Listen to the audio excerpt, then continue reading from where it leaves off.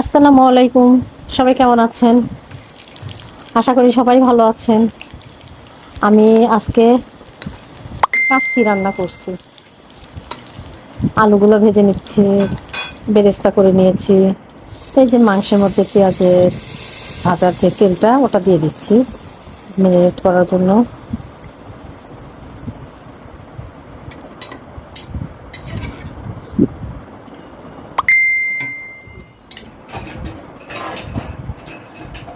তারপরে এই যে চাউলটা সিদ্ধ করে নিলাম।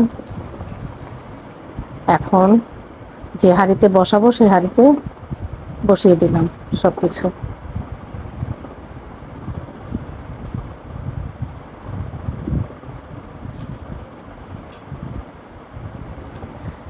জামাই এসেছে বাসায়, মেয়েরা আসছে, এজন্য চিন্তা করলাম একটু কাচ্চি রান্না করি।